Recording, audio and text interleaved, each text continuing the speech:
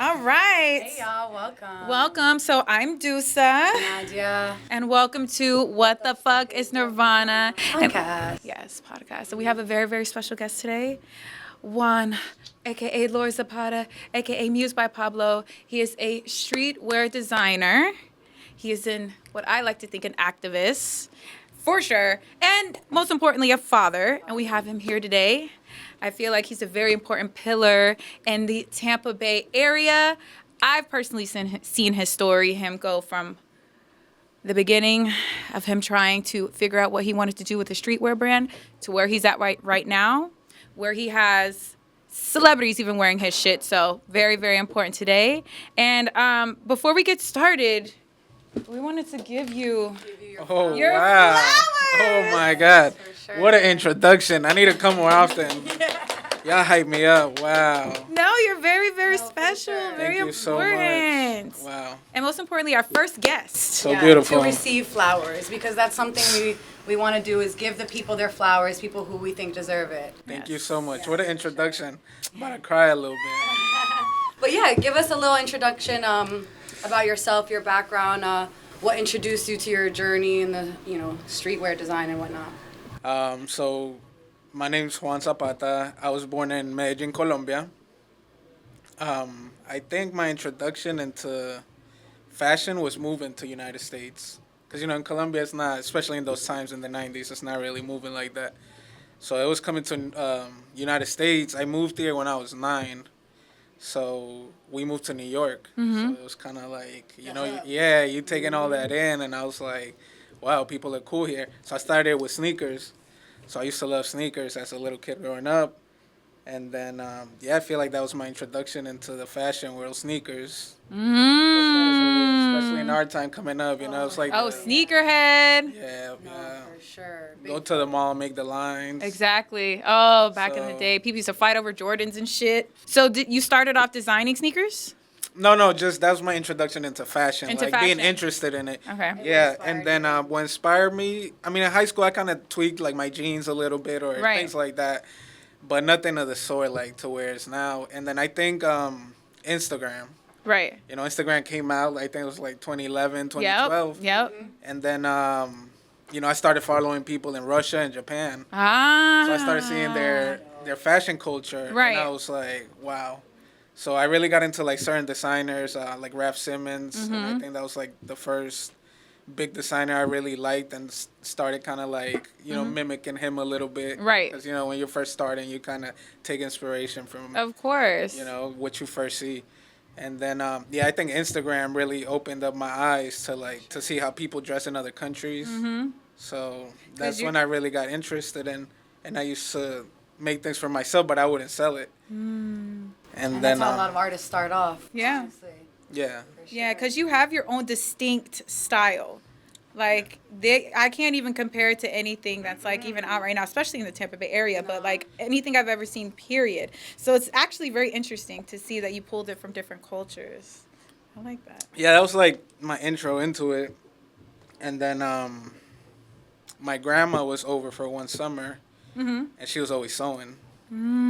So I used to, like, kind of paint on my jeans, so, like, make holes, wrap them a certain way, but I didn't know how to sew. Right. So she was here for one summer, and then I always saw her sewing. And then it was around the time Kanye came for the Life of Pablo tour. So I was making this jacket.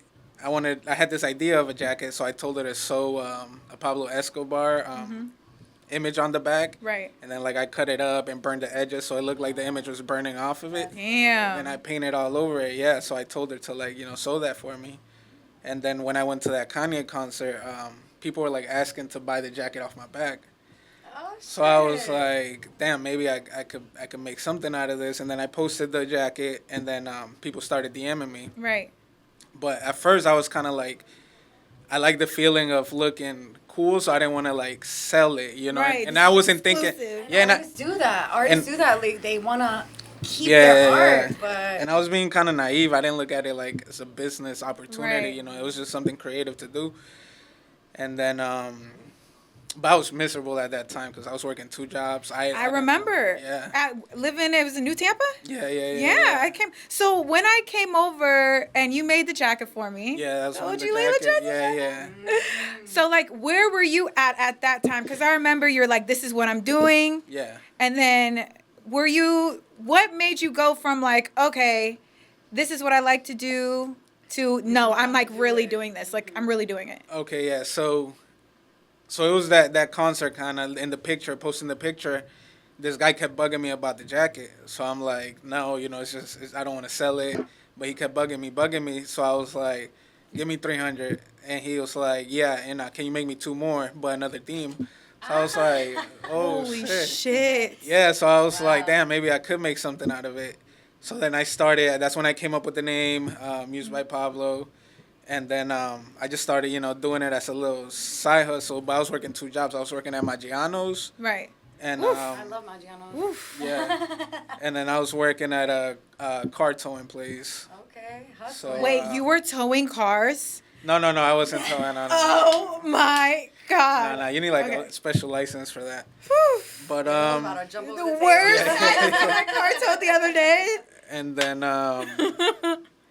but yeah, I was miserable because around that time, everybody, like all my friends, my wife, they were all kind of around that time graduating college. Mm-hmm. So, I didn't go to college, so I was just like, damn, what the hell am I going to do? Like, Damn. I have no aspirations, kind of like, Right. I wasn't looking at it that way. Like, Right. maybe I could pursue clothes or something. Right. I always liked it, but I never, like, thought I would make something out of it. Right. And then, just started doing it kind of as a side, and then it started, like, picking up. The good thing is, since I was always into fashion, it was kind of, like, not easy, but just, I would say, like, luck, and it just made it more, like, natural, and, like, people already followed me for, like, fashion. Yeah, So, you like, always were, like, had a high IQ in fashion, like... And, yeah, I already had, like, a few famous people following me.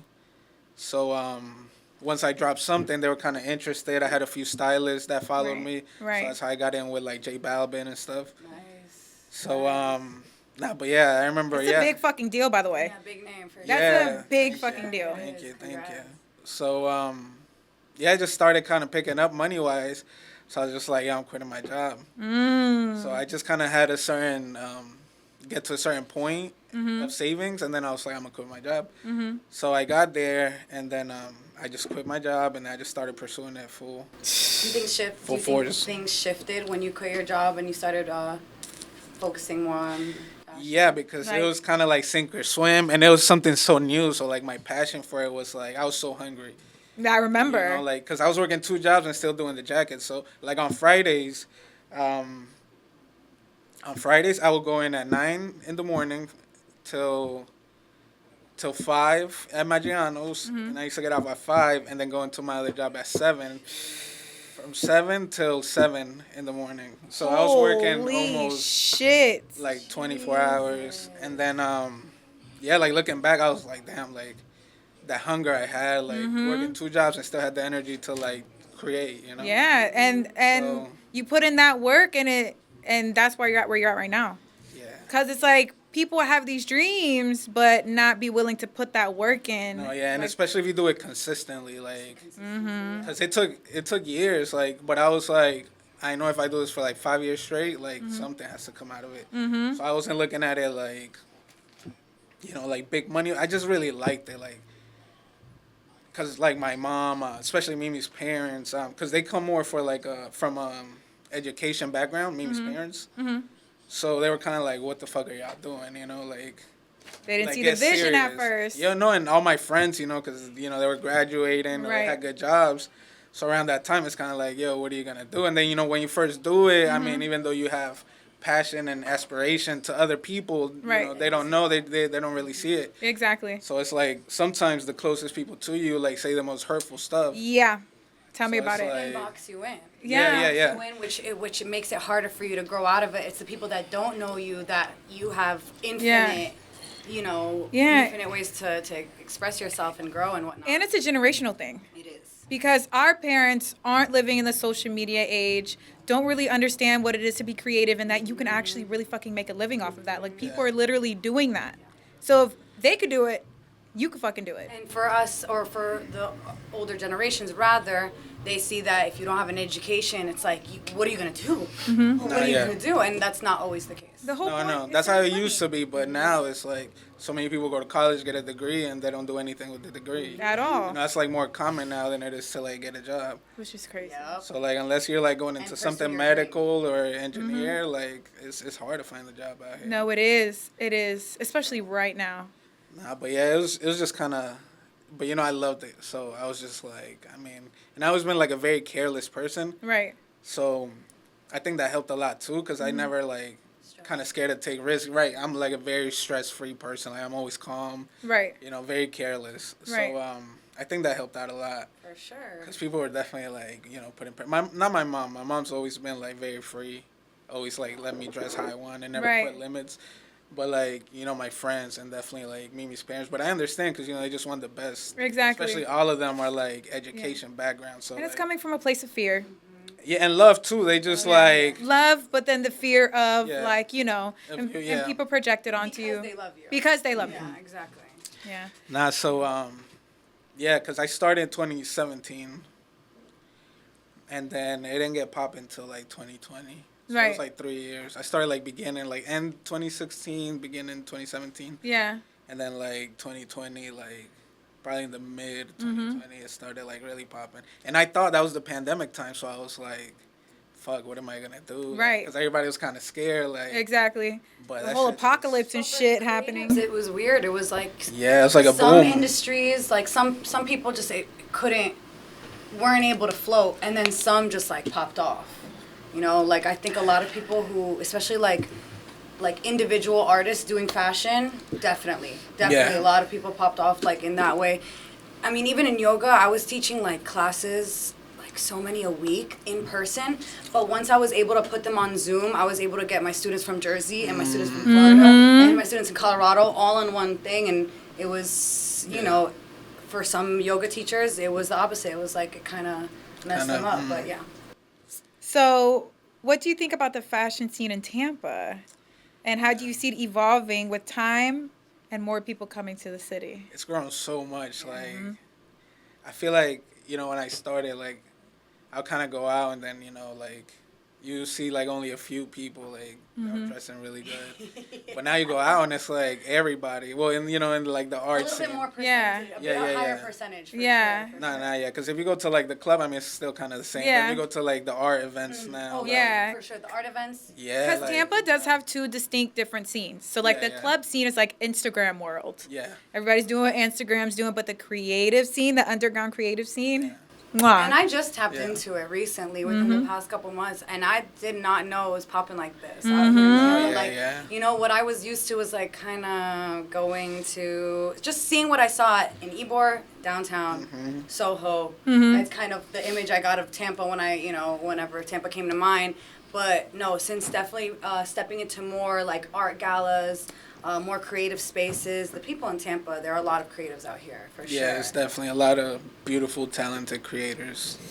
It's grown so much. Like, there's fashion shows all the time now. I know. And, And like- your fashion shows are fire. Yeah. I remember when you first started doing your fashion shows, I'm like, this is the real fucking deal. You have great Yeah. taste in every single thing that you do. Like, Nah, yeah. Fashion shows are, like, my way to really, like, put out my creative. Because one thing I noticed was what you really like is not going to sell like that. But what you kind of don't like, because sometimes you just may have an idea that's too, like, out of the norm. right. So, you know, only a few selected people will like it and buy it. Oh, I see what Because you're saying. maybe not everyone sees themselves wearing that, you know, Right. that something outrageous like Right. that. But, like, the shorts, everybody could wear the shorts. you know? Exactly. So, like, So how do you see yourself, like, how do you manage that? Like, kind of going, like, listening to your artistic vision, but also going through the needs of, like, commercial or demands. Like, Appealing to the commercial masses. demands, Yeah. It's a fine line, right? it's hard. It's hard. I feel like at some point I kind of, like, lost the creative juice, what it felt like. Just because it's, like, money is just, like, especially when you're, like, kind of struggling, and then a whole bunch of money starts coming in, you just kind of, I only care about that now, you know, Right. because it's like Ah. I'm only gonna put all my energy into that because it's selling, you Right. know. So you kind of stop being creative for a while. It's just kind of Right. like cookie cutter, like I'm gonna do this, kind Right. of mass produce it as much as I can, like with Right. what I can do, and then sell that. So yeah, it's hard. It's hard. I feel like I kind of struggle with that a little bit because yeah, it was hard to be creative. So that's why the fashion shows kind of like I will put all that into the fashion shows. Yeah. So I would like try to go all out for the fashion shows. Yeah. Are you gonna do one? So You yeah, have I to. think I think I might have one in like April, Okay. beginning April. But it's just hard with like 2 kids now too. Like, Ah. Cause it's like before I used to try to go to all the events and stuff. Mm-hmm. So like now it's just with kids. You kind of So how do you balance that? that? Yeah, that was gonna be one of our questions. How do you balance having being a father and still like being in the scene? You know, still being an artist. Nah, it's hard. I mean, I feel like I go out sometimes, but Mm-hmm. it's rare. It's that I think that was one of the probably not hardest parts, cause I mean, you know, you care so much for your kids, so like it's not like Nothing's really that hard. yeah. So, nah, but I do miss it. Like going out, we used to travel so much because that was one of the ways we got the brand to pop too. We used to travel a lot because you know the fashion scene here in Tampa at the time wasn't that big to where like I could survive or like pay the bills with just Tampa market, you know. So I made sure like I used to go to New York a lot for the fashion shows. Yeah, I do remember that. I used to sneak in all the time, man. That was such a fun time. And shout out to Mimi too, cause it's like I'm taking her, Yeah. and you know we don't know what we're gonna do, and I'm like, yo, we gotta sneak in. She'll be like, fine. She's with it. I Yeah, love like- your relationship. You guys are so- really a power couple. Yeah, shout out to her. And she helped so much too, cause like I said, she came from a education background, so she looked at the business more as a business. I just looked at it as like, yeah, like you know, like I wasn't too professional. She was Right. more like, no, you know, we need to She have this on time. refines. Yeah. Yeah. She was like, packaging has to be nice. Right. You know, just little details like that. So I was like, I mean, it's my beautiful. creation. They're gonna get it how they get it. Right. But nah, she brought more like, no, you got to worry about the packaging, how you present it, you know, things Right. like Structure. that. Structure, yeah, that's It a is great good word. to have a good business background when looking at like because although this is our art, like at the end of the day, like we said, we kind of have to. We're living in the matrix. Yeah. So either way, even if we take that blue pill, we still are living here, and we kind of have to abide to a certain extent. You know, just give a little leeway to that. So yeah, coming into the artistic world or the creative process with the business mindset helps in the background of things. Yeah. For sure. And I'm It learning most that. certainly helps, yeah. The older I get too, because in my 20s I was like, fuck that, I just want to create, and I'm a fucking rock star. And now I'm like, okay, bitch, I'm not trying to work anymore. I got to figure out how to make money Nah, yeah. off of my fucking art. Yeah, it's definitely. That's why it's like hard too, because it's like once the money starts coming in, you kind of stop caring artistically. Because it's like you've kind of waited for this moment to come for so long. Right. So it's like once it finally comes, it's like, fuck the artistic side. I'm Yeah. just trying to make some money. But yeah. So, like, what are some ways that you revive your creative self? Have you gotten to the point where you've like did some inner work and figured that out? Yeah, I think the fashion shows really helped. It's like a way to like, you know, let out that that instinct to create something, you know, Right. outrageous or out of the world. Yeah. So the fashion shows definitely you know, the way I dress myself or like Yeah. maybe I feel like that kind of helps too, cuz it's Yeah. like I may not be selling it, but Yeah. you know, I still got that shit on. Well, two things, creative to creative. What I can say I notice within myself, I go through phases where I'm like isolated and I just absorb, download, absorb, research, get inspired, and then I have phases where I'm releasing. And before, I used to be down on myself because I'm like, no, you need to be like creating all the time. But no, like you have to have their cycles. The downtime is part of the creative process. Exactly, completely. And then the second one was don't be afraid to get out of your comfort zone and put the outrageous shit out. No. You know what I'm saying? Don't fuck that, what people think. You're ahead of your time. You know what I'm saying? So I think you should still continue. Because that's the reason why I feel like people fell in love with yourself in the first place. Yeah. For sure. I appreciate that too. Yeah. It's just I feel like that's one of the reasons too I want to move to Colombia That 'Cause part. I kind of want to expand the business because like right now I'm kind of limited to like what I can make, you know, Right. like I don't come from a sewing background. Like Right. I only learned in 2017, and that's kind of like my You're grandma really just good showing at me. it. Yeah, you could. I could have thought you was doing that your whole life. And Came out the then- womb doing that. So yeah, so like a lot of things, a lot of things that I have in mind, I can't really put down. So Mm-hmm. like once I get to Colombia, I feel like I want to start mass producing And things. when are you moving? Around July or August Okay. when Nice. when baby girl has all And her the shots and family. stuff. Oh, nice. Yeah. That's why I was like, we gotta get him on. He's gotta move soon. Before you left. Yeah. I was gonna say, obviously, your wife, Mimi, definitely plays a significant role in that and helping you balance your, your family, as well as pursuing your dreams and your career and whatnot. So with her being a mom, how has that changed? Now, it's definitely harder now because before it was two of us, so things got done a lot faster. But with her, just dedicating all the time to the kids, it's definitely a little harder. But I gotta do that. That's also one of the reasons I kind of want to mass produce things because like I don't want to be sewing my whole life either. I just kind of Right. want to tell somebody what to Right. make, and then That would make a lot of Yeah, things right. easier. yeah, then I have a lot of more time. Right. Even though I can't complain about my time because all the time I get to spend with my kids is Right. I feel so blessed that like like I'm able to and blessed and lucky enough to take care of them myself. I don't have to go and drop them off. You set yourself up. Yeah, for so it was fucking like the perfect greatness. time to have kids. Yeah, because for the longest we didn't even want kids. Oh, And yeah? then, yeah, Interesting. What changed? she woke up one day and said, I want kids. Shoot in the club. Yeah. Oh, ew. Well, it was meant we to be. used It was yeah, meant to yeah. be. We used to, travel a lot, so and we kind of had talked. We've been together for 13 years. So, the whole time we're like, no kids, no kids, no kids. Right. And then now look at us. Right, two kids. I Yeah. love that. Beautiful. I think it's perfect timing. And I've seen you with Pablo, your son, as well as Mimi, your wife, at protests for Palestine, local ones in Tampa. How do you see that, like, as something, or why rather do you see Palestine as something that you feel drawn towards? Yeah, I think all struggles and countries fighting from independence or against imperialism and the big empires. I think that's important.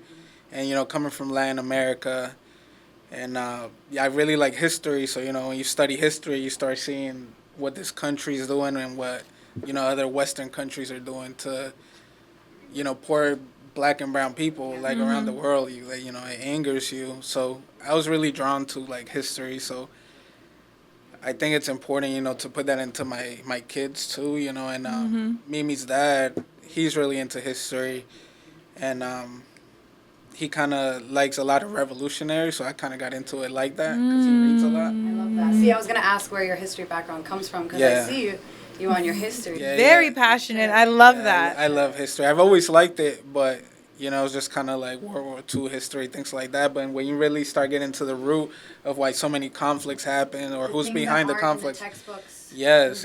So like, yeah, exactly. Like not all the big words. Like it's crazy how much the U.S. has meddled into Latin America, and Middle Without us East. knowing, too. Yeah. You have no idea. So I even named my kid, after a revolutionary from Puerto Rico, Albizu. So his middle name is Pablo Albizu. So I feel like if I'm gonna name my kid that, I gotta show him Right. why, and Right. be passionate about going to protests, teaching them history, and things like that. So That's beautiful. yeah, I think that's why it's important to take him and my wife, Yeah. to special causes. And all struggles are interconnected, whether it's in Latin America, even in this country that we're in right now. Everything is everywhere, every struggle in the world, we're all connected to each other Yeah. because it's all being done and controlled by imperialism, just white men in power, in suits, in offices that are making decisions for people underneath them. And everybody participating in stuff, even as protests or as little as just speaking out online or educating themselves, it's important. Because we're participating in it anyways, because we're Yeah. our tax money. Our is tax going money in it. goes into Yeah. so And many things. That's why that are- I try to emphasize when I try to, like, when I'm begging people to care about Palestine, I'm like, our tax money, that's why we should care. Our tax dollars directly go to the genocide of Palestinians. Ourselves, like, we literally fund genocides. It's fucking Like, crazy. it's crazy, and you can't do anything about it. And that's the thing, like, with capitalism, it's just there's no moral way to, like, do anything, consume anything, because it's like even food, even using your phone. I know, Clothes, vaping. fabric, like everything. Like there's no way to like morally like take in anything because everything's like dominated by it. Right. So yeah, it gets you angry. Like I think you know, all the capitalism stuff is going that to goes shift, though. I think there's going to be a shift in which where people are going to be able to make money without stepping on the necks of other people. yeah, Because that's what capitalism is right now. You can't be a billionaire without, like I just said, stepping on the necks and, you know, kind of just putting people down. You know, there's always going to be a little guy that isn't getting paid a fair wage. no, yeah, that's the thing with capitalism. It's a contradiction to the workers because you know the purpose of a capitalist is you know to make as much money as you can at the lowest cost Exactly. that you can. So they're not trying to pay their workers because they're trying to make as much money as they can. Right. And the workers' purpose is to, you know, get paid like as much as you can. Yeah, exactly. So it's a contradiction to the worker. Yeah. Because, you know, the capitalist is looking to pay you as low as they can. Right. And you're trying to get paid as much as you can. So it's Yeah. like a contradiction for you to even It support is. it. Total imbalance. And yeah. And then it's like so many poor countries. Like you look at all the poor countries right now. You know, it's usually like East Asia, Africa, Latin America. But those are the richest countries in resources. That is crazy. So it's like they're only poor money wise, but Why do you think? Yeah, yeah. America?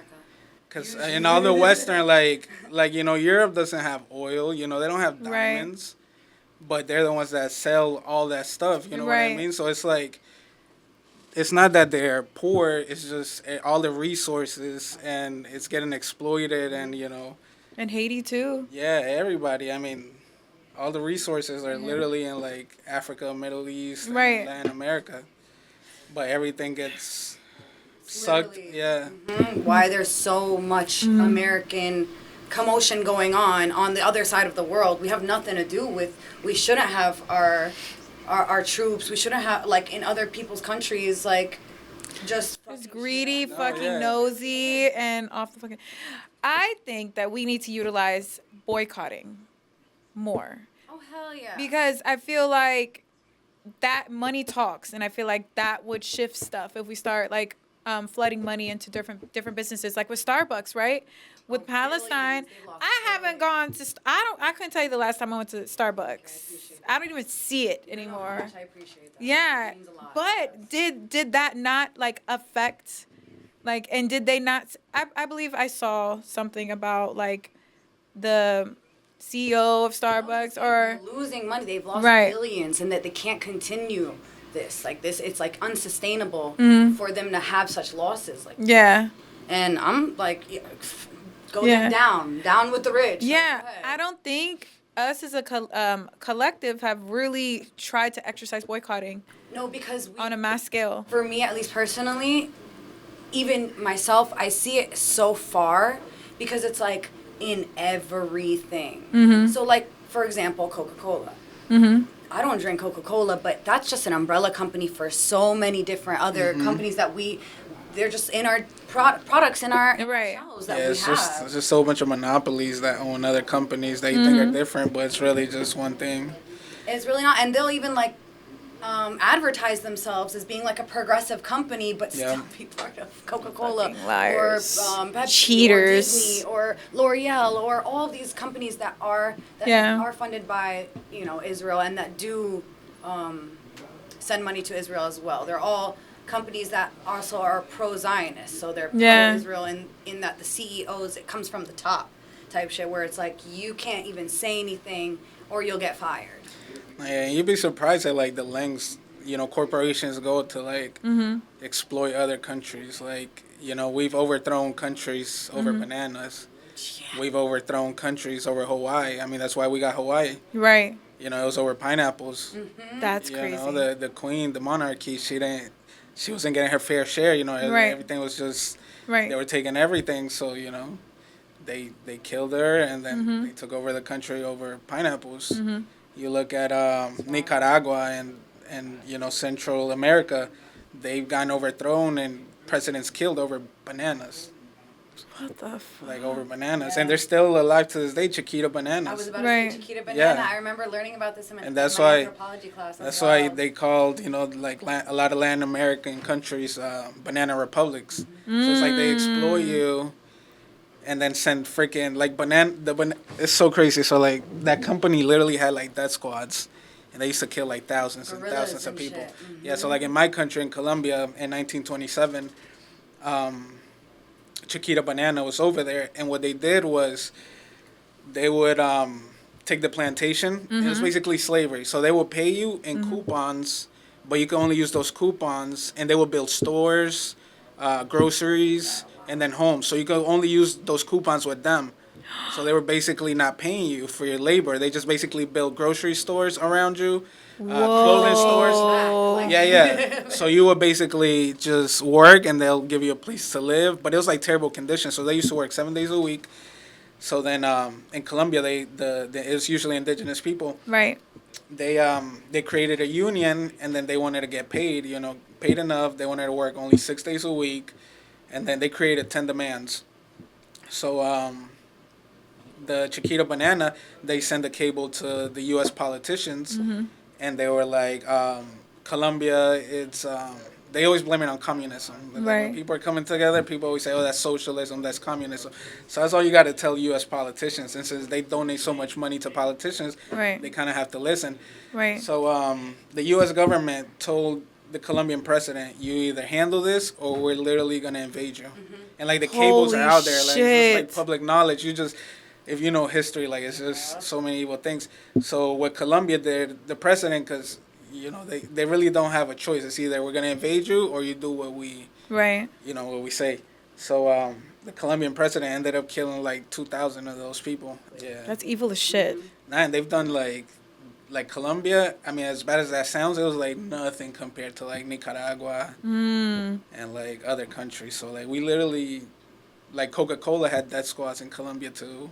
It's just corporations do like really, really evil stuff around the world. And I've never And it's learned all about with any U.S. of this backing. It's always with U.S. backing. Like corporations basically run the United States. So It's wild.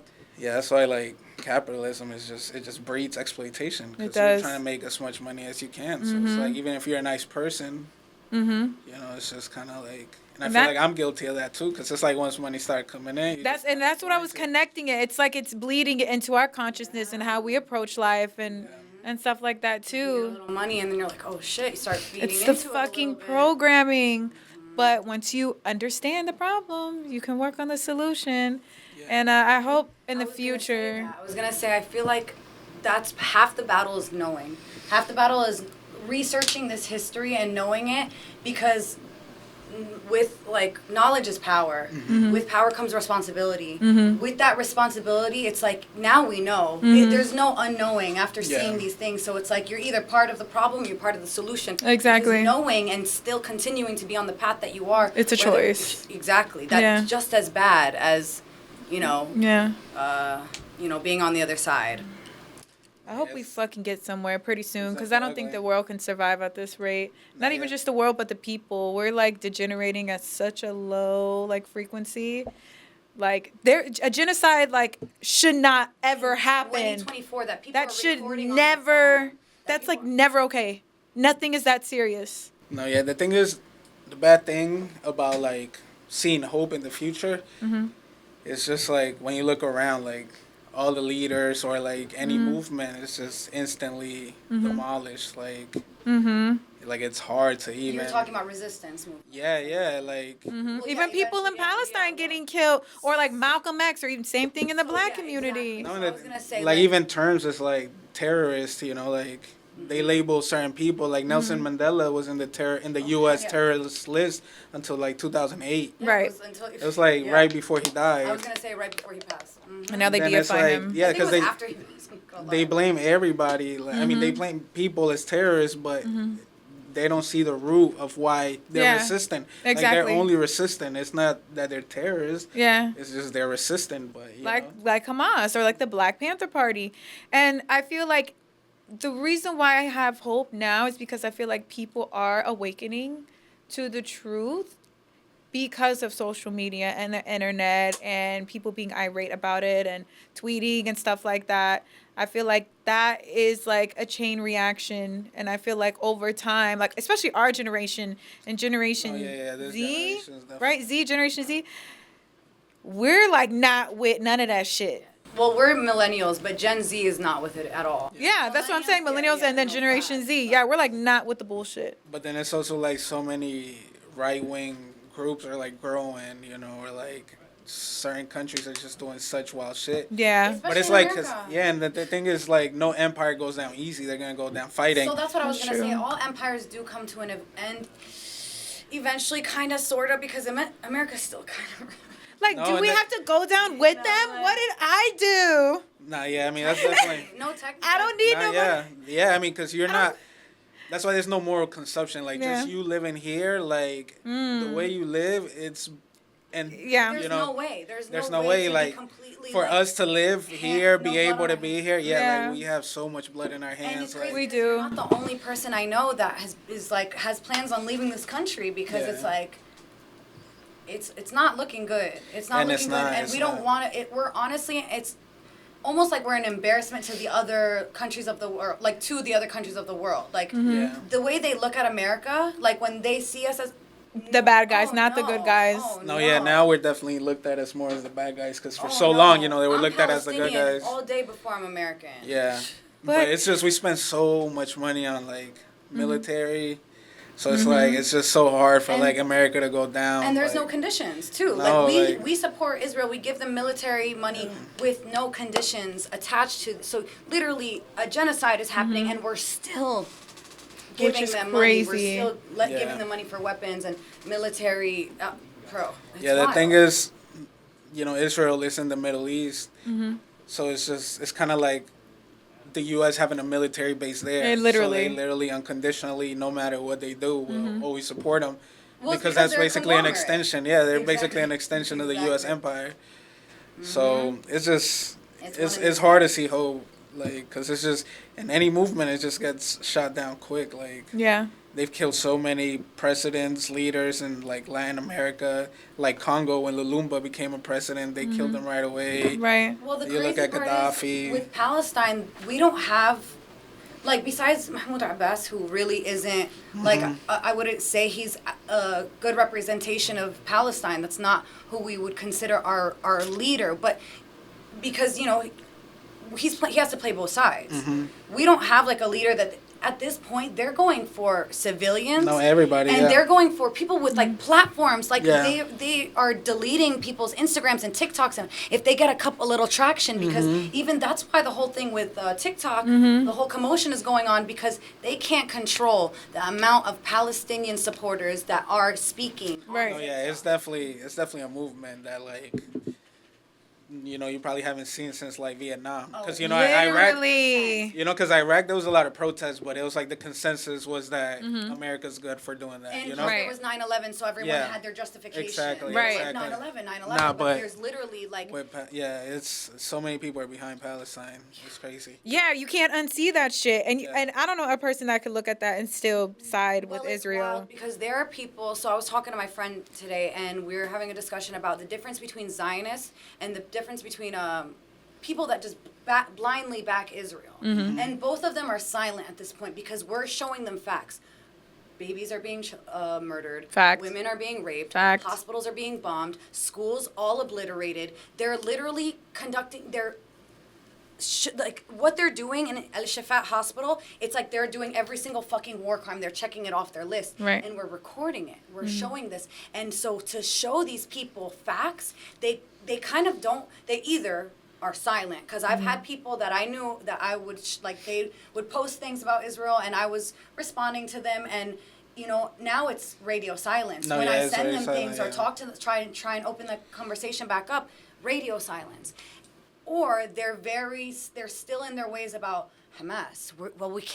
We can't let food in, because Gazans are intentionally being starved. Like, they're starving to death not because they don't have, there's a lack of resources. Right. They're intentionally not allowing food and water into Gaza. Or if they do, they're shooting people down that are going to get Exactly. them. The aid that is being sent over there, as soon as people go to it, they kill them. They Some fucking Hunger murder Game them. shit. Nah, it's terrible.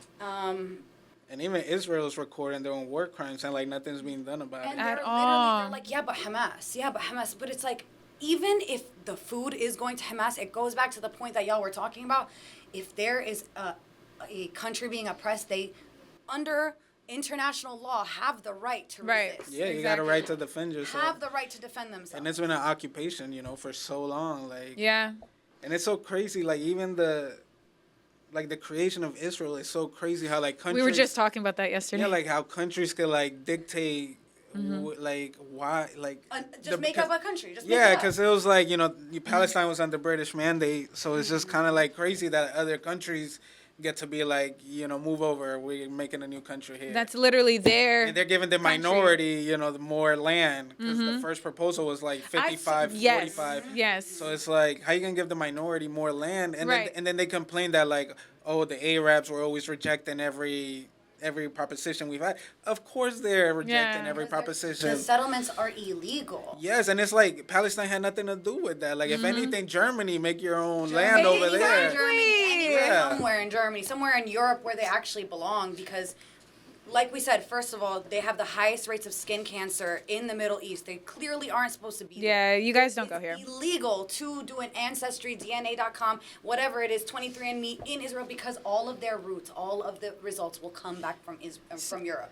So like I was saying, so they technically just created a race. They literally, even when Trump was in power and he went there and was like, Jerusalem is now the capital of Israel, out of nowhere. Where the fuck does an American president get the fucking audacity, have the right to claim one capital that used to be the capital of or is the capital of Palestine, is now the capital of Israel, when Tel Aviv Right. has been the capital of Israel since Israel's conception? It really It's doesn't make literally delusional. And I don't understand how people can. But yeah, the settlements, along with it. and it's wild because, we actually, like, birthright is a crazy concept if you don't know what it is. It's that if you show that or prove that you have any type of Jewish heritage in your bloodline, you get a free trip to Israel. And they pay for everything and whatnot. Where Palestinians, like my father who has a Palestinian passport, cannot travel into Palestine. He has to go through Jordan and take a bus. It's outdated, like, centuries. No, yeah, you guys have no rights to Centuries. determination. Like, Yeah. it's just, it's an occupation. Because when we It's- think of colonizers, we think of, 100 years ago, Mm-hmm. centuries and centuries ago. We can't imagine colonization being a present day problem. Because of all the propaganda that happened even when we were in school, like until October 7th and everything that's going on, I had like no clue like what was really happening. No, of course. Because of propaganda. Of course, and of course of of my lack of research. And it's But it's under hush too. It's like America doesn't want us to know about what's going on in Palestine. They literally took, I think it was like 1,970 acres of Palestinian land and like within the last week and made them into Israeli settlements, which is the biggest settlement that they've taken over since 1993. They're doing this in the West Bank, not even in Gaza, because so much shit is going on in Gaza that whatever they do in West Bank, it's like, it's not that big of a deal. They shot a Yeah. 12-year-old in the head the other day because he was playing with fireworks. And he was literally in front of his house and he had a firework in his hand. It was in his hand. And it was one of those little small, it wasn't like a big firework. No, it was, and they shot him. They executed him. Why does this not make public, national news, international news? Because there's so many children being killed in Gaza that Right. we can't even Palestinians literally have no ability to mourn yeah. because there's always somebody else. There's Whole always families something wiped else. out, whole bloodlines Wild, wiped out. wild. That's why social media it's like the good aspect of it, because you get to see it straight from the source. So like at Twitter and TikTok have so many things. That's why it's so hard to deny now. But it's like now they see the crimes, and now what? I mean, And nothing's now being what? done. Yeah, now it's like, now what? So now Yeah, it's like that's the thing with empires. Like they literally get to do whatever they want. And Yeah. it's so hard. You literally can't do anything. Like we're funding it. Like it's so Literally. crazy. Yeah. So like, how my uncle described it, because I've been pretty like down with my hope, like I don't feel that hopeful. It comes and goes, I guess. because I feel like helpless. Like I feel like there's not much we can all do. Like, you know, we're so limited in our power from across the world. But the way he described it was that it's like a woman giving birth. Like everyone in the hospital hears her screams beforehand, but sooner or later there's going to be a rebirth. Sooner or later there is going to be something beautiful that comes from this, and I can only just fucking pray. Only pray Well, for that. I was telling you, like I was telling her, And like, boycott and protest. well, yeah, and even on this spiritual level, like we're going to the age of Aquarius, we're going to a golden age. Sometimes shit has to get chaotic Awakening. before it gets better, and your people are like the chosen people to reveal the skeletons in the closet of America for sure, and all these charlatans that we call leaders, which unfortunately, Shed light on all yeah, this shit. because I'm telling you, it's creating a mass awakening and making us question everything, making us question all the presidents. What are you doing? UN, like, you guys are not who you say you are. Every congressperson. The whole idea All of our what it is to be representatives. American, like, not proud to be an American right now. No. And I think that's happening with a lot of people who like identify identify themselves with that. With, being a patriot for America, and even for Israel, because yeah. there are a lot of Israelis that the reason why they're so stuck on this is because in Israel growing up, like that's how they raise children in schools, is to have this really deep sense They're of patriotism brainwashed. for your country, so you identify yourself with being an Israeli. So it's like when you find out that like your country actually might be the bad guy, it's like you're like stuck with Mass like, who the fuck am I? cognitive dissonance. Am I the bad guy too? Am I Yeah. part of the problem? So a lot of people would rather just not see it. Yeah, didn't you know someone that kind of went through that process? Yes, it was at I went to a screening of a film in Colorado for Gaza, and there was an Israeli woman, and she spoke up, and she was like, I lost myself. I lost myself when I came to America, and I found out that my country was committing all of these horrendous war crimes. I was like, who the fuck am I if I'm not a proud Israeli woman that I have, associated with my whole life? Right. And so, she kind of had to, and now she's an activist. Now she's a humanitarian. Now that's Wow. And that's beautiful. That's beautiful to identify the problem and say, look, we are the bad guys. Yeah, And it's then- hard. It's hard to look in the mirror. Yeah, it is. It's hard to Yeah. look in the mirror. Yeah, and I deeply identify with Palestine because what's happened to the black community too. So that's why I'm super like this. It's fucking crazy. Speaking of history, political figures, what kind of political figures or historical figures inspired you? I know you said, So I know you mentioned your son's middle name. yeah, I really like Pedro Albizu Campos. He was a revolutionary from Puerto Rico, because Puerto Rico is a colony. I mean, it's a colony. U.S. still has a few colonies, the Virgin Islands, Guam, Puerto Rico. But yeah, he won independence for his country, and he was jailed and tortured for it. And in 1948, because the independence movement was growing in Puerto Rico. So in 1948, the U.S. passed a law that it was called the gag law. So Puerto Ricans couldn't fly their flags. They couldn't have anything Puerto Rico. They couldn't talk anything about Puerto Rican independence. So if you were caught with a flag, they have a reason to go into your home without a warrant or anything, and then just like go through your whole shit. Which is wild, And because if- that's kind of how it is, that's exactly how it is in Palestine. And if right you now. if you were caught with a Puerto Rican flag, you were jailed for up to 10 years. What the fuck? And this was 1948, it's not that long ago. So Exactly. that's why a lot of Puerto Ricans are really proud about their flag. Okay, very passionate. Yeah, 'cause- I've been to the festivals and I'm like, ooh. Nobody, Puerto Rico. I feel like nobody reps their flag harder than Haitians, Puerto Ricans, and Jamaicans. Yep. Facts. So, every time you pass a car, they always got the little flags. And Damn. it comes from the fact that they all come from empires that tried to, Yeah. or that did colonize them at some point. So yeah, so that was definitely one of my favorite activists. I really like El Che Guevara. He dedicated his whole life and died for a cause. He's very.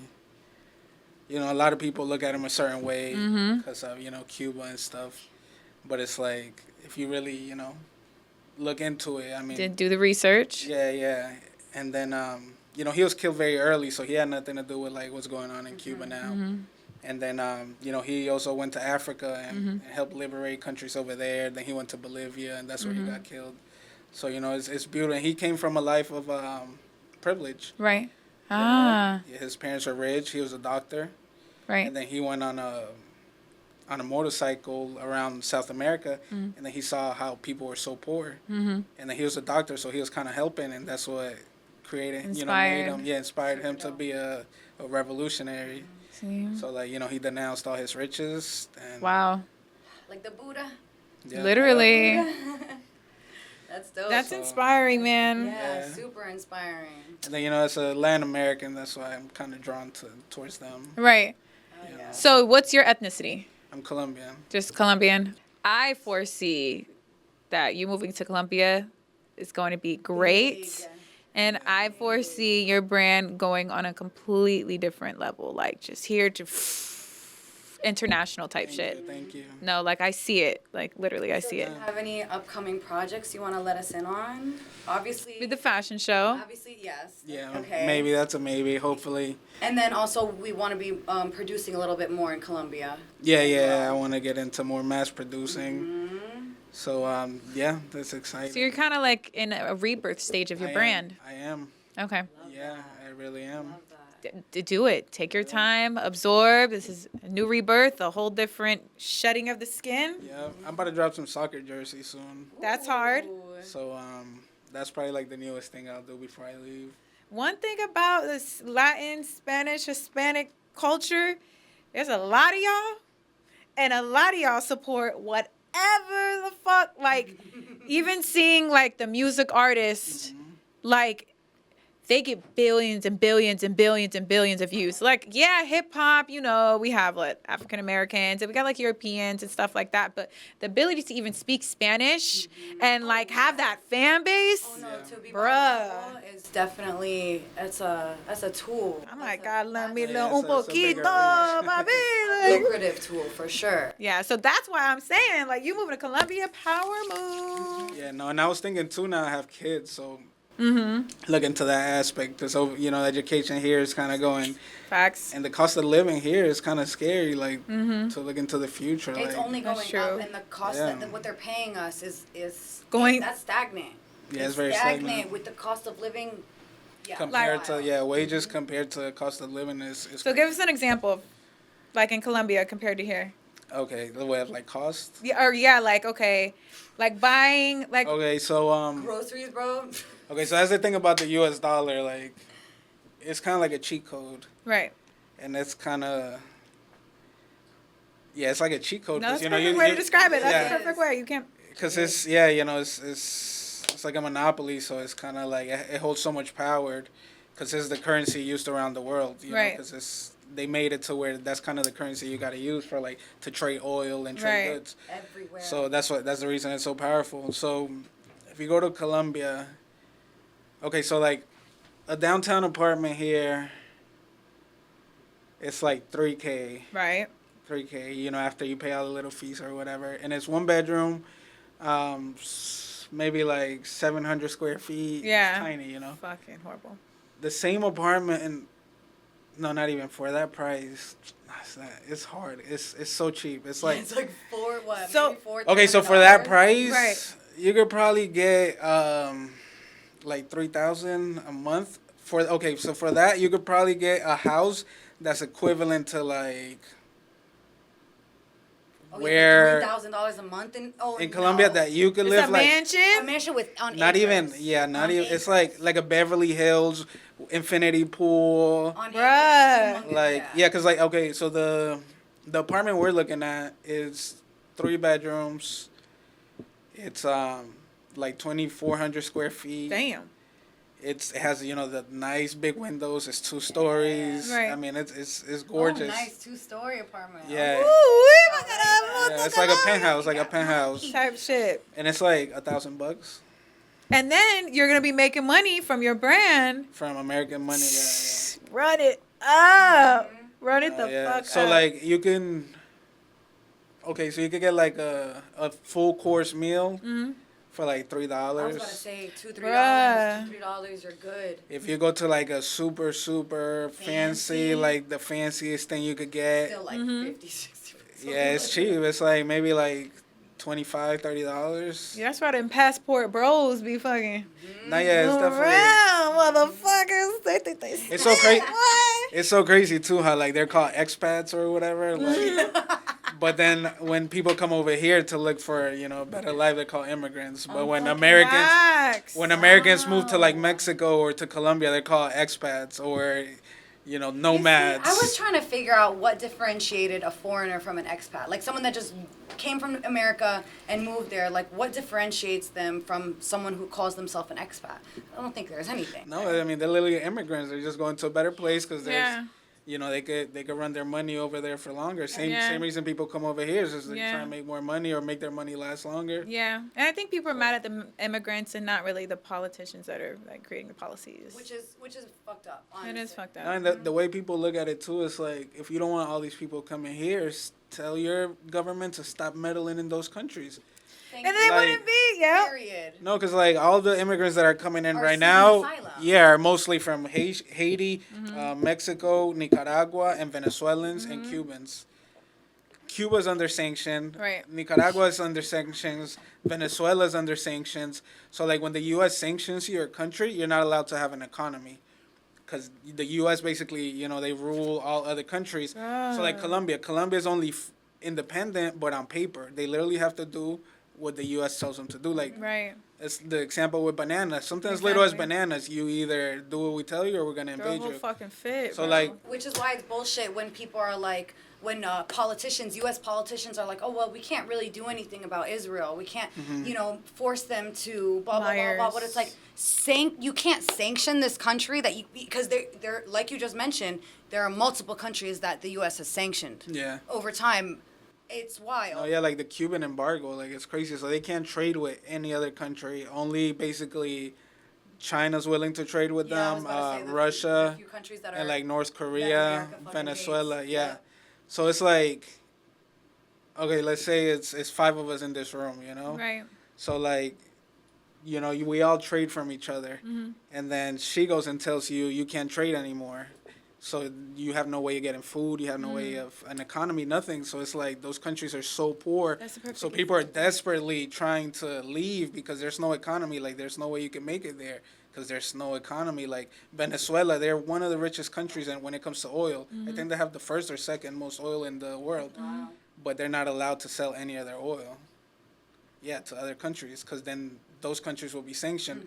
So like it goes as far as this. Like when the pandemic happened, China sent a whole bunch of COVID materials to Cuba, and then it had to pass through a Colombian airport. Colombia stopped it and said they're not shipping it to Cuba because they're scared. The airline is run by U.S. shareholders, so they're scared that they're gonna get sanctioned if they ship those goods to Cuba. And it's medicine. Yeah, it was like COVID, respirators, masks, medicine, and they wouldn't let that through. What's in it? No, That's yeah. literally what's going. I mean, I think it was 2014. I had a yoga class for. They had a siege on Gaza in 2014. It was like, another war for a couple months, and we raised a bunch of money and got probably like 2-3 boxes of medical supplies, and it just sat at the border and expired because they were like, no, we don't. They don't let it through. We don't know what. I mean, even if we do know what's in it, I mean, it's their choice. It's really their choice. But All right, so let's do a manifestation little thing. All right, so where do you see yourself in 3 years? 2027, that's crazy. We're getting old. Time's flying, yo. I know. 2027 sounds nuts. I think I've known you since I was crazy. Like I've known you for a long time. I started getting tattoos at Sergio's shop when I was. I used to work at the tattoo I was shop. 19, and I remember us. Nah. I tried it. Cause I was going there since I was like freaking 16, and then I'm Colombian. They're Colombian, so we just kind of always got along. Shout out to Sergio. This and this. Yeah. So and this. I forgot about that. Damn. Yeah. So I remember literally us sitting in the back, smoking weed, and just chopping it up. Yeah. That's crazy. Right? Yeah, the tattoo shop. So in 3 years, that's crazy. We were born in the 1900s. Chill. That's crazy. You meet people now, and they're like born in the 2000s. And they're out. They got a 20 in the club. They got a fucking ID. They're 22. They're 24 now. Like that's crazy. Hold on. That's so crazy. But 2027, man. in Colombia, traveling the world. Okay. 'Cause I'm not a U.S. citizen, so I can't travel. They let immigrants in? No, I know, but I can't leave the country and I can't come back in. So that's it. That's one of the main reasons I want to move too, because I have met Takashi Murakami, the little artist that makes these. Hey. And then he invited me to Japan to do a collab, and I Right. couldn't even go. So you Fuck. think y'all are gonna y'all might collab in the future then? Now that you, cause It's gonna happen. No, Yeah, we're I mean- manifesting you it. could, you Yeah. could from Colombia. Maybe, but it's just the fact that I'll get to travel once I'm in Facts. Colombia. Yeah. Because it's like, you know, it sucks not being able. It's kind of like being in a really nice jail, you know, like I can't No, leave. it's literally that. Yeah, and then like, you know, I still got to pay taxes, but like I get no perks. Like if I was to be down bad, I can't get like unemployment. I can't get any benefits as far as like food stamps and stuff because I'm not a U.S. citizen. So you're gonna go to Japan and you're gonna work with him No, because that's that's a where we're fact. That's a manifesting it. fact. That's what it's gonna I'll happen. manifest that. Yeah. Yeah. Hell yeah. I'm in Colombia, living it up, raising my kids, Sure. traveling the world. That's beautiful. That's what I want to do. That's why I just want to mass produce, so where like I don't really got to be there, Yep. and I just live my life. Yep. But you still gotta. I still gotta be fit. I ain't got your jacket on today because it wouldn't match with my scarf and my hair. I got a hair appointment coming up soon, so I couldn't really wear the jacket. But So besides manifestation, sorry. yeah. But before you leave, I gotta be kinda- laced up. No, yeah, Yeah, for sure. lace I got me you. up. I got you. I think I'm Oh gonna no, come that's through. a fact. That's a fact. Yeah. I love it. I love it. But also, so along with manifestations, what kind of legacy are you trying to leave? You know, maybe just not even for your children, for like in the fashion industry, just in general. Okay, so my brand is called Muse by Pablo. Boom. I named my kid Pablo, Boom. and then I named my daughter Muse. You know, her middle name is Muse, so it's Muse and Pablo.